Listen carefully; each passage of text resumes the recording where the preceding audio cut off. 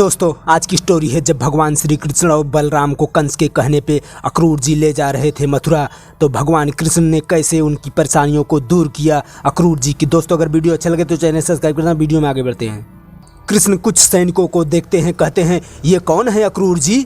अक्रूर कहते हैं ये अपने सैनिक हैं, सहायता के लिए आए हैं। कृष्ण कहते हैं सुरक्षा किससे। अक्रूर जी कहते हैं कंस के सैनिकों से। उसकी नीयत में खोट है, हो सकता है वह ऐसी योजना बनाई हो। मथुरा पहुंचने से पहले उसके सैनिक हमें घेर कर मार डालें, इसलिए हमने उससे बचने से पहले ही प्रबंध कर रखा है।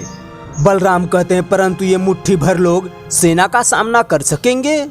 अक्रूर जी कहते हैं ये मुट्ठी भर नहीं है, मैंने एक आत्म बलिदानी दस्ता तैयार कर रखा है जिसको ऐसी बहुत सी टुकड़ियों में बांट दिया गया है। एक टुकड़ी हमारे साथ है, एक टुकड़ी हमारे आगे यमुना घाट पर पहरा दे रही है। इसी प्रकार एक टुकड़ी नदी के किनारे हमारे साथ साथ आगे चल रही है। ओ देखिए, बलराम कहते हैं ओ किस लिए।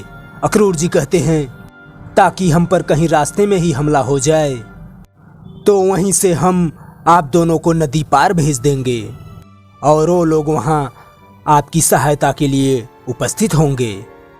कृष्ण कहते हैं नदी पार क्या तैर के करेंगे, फिर तो भैया हम कपड़े उतार कर लगोट बांध लें। दाऊ अक्रूर जी हंसते हुए अक्रूर जी कहते हैं नहीं नहीं नहीं, उसकी आवश्यकता नहीं है। रास्ते में जगह जगह एक एक नाव छुपा कर रखी हुई है। कृष्ण कहते हैं ये प्रबंध तो बहुत अच्छा है अक्रूर जी, परंतु जिस सेना के भय से ये कर रहे हैं उसका पता कैसे लगेगा। उसके लिए हमारे साथी इन पहाड़ियों के ऊपर निरंतर पहरा दे रहे हैं।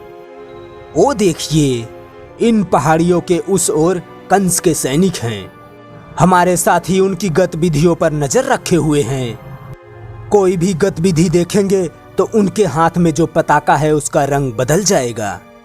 बलराम कहते हैं वाह काका, क्या तैयारी की है आपने। कृष्ण कहते हैं मान गए हम आपके सुरक्षा प्रणाली के। आप सचमुच यादवों के सेनापति होने के योग्य हैं। आपकी जितनी प्रशंसा की जाए कम ही होगी।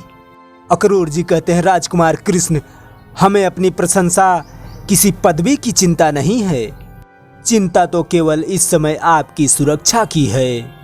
ये हमारा दुर्भाग्य है कि हम स्वयं आपको एक हत्यारे के पास लेकर जा रहे हैं। हमारी आत्मा स्वीकार नहीं कर रही है। कृष्ण कहते हैं तो फिर आप क्या करेंगे। अक्रूर जी कहते हैं इसी धर्म संकट में तो हूँ, क्या करूँ समझ में नहीं आता। एक और स्वामी की आज्ञा है तो दूसरी ओर हमारे साथियों का एक ही आग्रह है कि मथुरा में प्रवेश करने से पहले ही आपको भगाकर किसी राज्य के सुरक्षित स्थान पर ले जाएं। कृष्ण कहते हैं तो आपने कोई निर्णय लिया। अक्रूर जी कहते नहीं, इसी धर्म संकट में फंसा हूँ, वो भी धर्म है ये भी धर्म है। कृष्ण कहते हैं आप निर्णय नहीं कर सकते अक्रूर जी, परंतु मैं निर्णय चुका हूँ। अक्रूर जी आपके सामने इस समय दो विरोधी कर्तव्य हैं, परंतु मेरे सामने एक ही कर्तव्य है। आप एक राजनीतिक धर्म निभा रहे हैं, परंतु मैं एक ही कर्तव्य देख रहा हूँ पुत्र का। पुत्र होने के नाते मेरा केवल एक ही धर्म है कि मैं अपने पिता के दिए हुए वचन को झूठा ना होने दूं। मेरे पिताश्री ने जो कंस को वचन दिया है उसका मुझे पालन करना होगा, यही एक पुत्र का धर्म है। इसलिए इस समय आपका एक ही कर्तव्य है, आप अपने स्वामी की आज्ञा के अनुसार मुझे ले जाकर कंस के हवाले कर दीजिए। अक्रूर कहते हैं यह भाग्य की कैसी विडंबना है प्रभु। अच्छी बात है, अच्छी बात है। यदि हजारों वीरों का रक्तपात लिखा है तो ऐसा ही सही। कृष्ण कहते हैं हजारों वीरों का रक्तपात क्यों। तो आप क्या समझते हैं आपको कंस के हवाले करके हम तमाशा देखते रहेंगे। आपको कंस के हवाले करके हम चुपचाप खड़े अपने राजकुमार के हत्या का तमाशा देखते रहेंगे। नहीं राजकुमार नहीं, एक बार आपको उसके सामने खड़ा कर दूं, इतने में ही हमारे स्वामी का वचन पूरा हो जाता है। उसकी तलवारें निकलने से पहले हमारे ये यादव वीरों की तलवारें बिजली की तरह टूट पड़ेंगी। फिर जो घमासान युद्ध होगा उसमें केवल लाशें ही लाशें होंगी।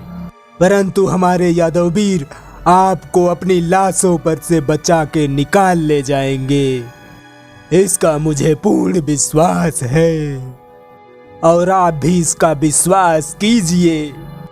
तो दोस्तों, अब तक का वीडियो आपको कैसा लगा? ठीक ठाक लगा हो तो भैया प्लीज चैनल सब्सक्राइब करना, वीडियो को लाइक शेयर भी करना। वीडियो देखने के लिए धन्यवाद। Thank you. जय हिंद।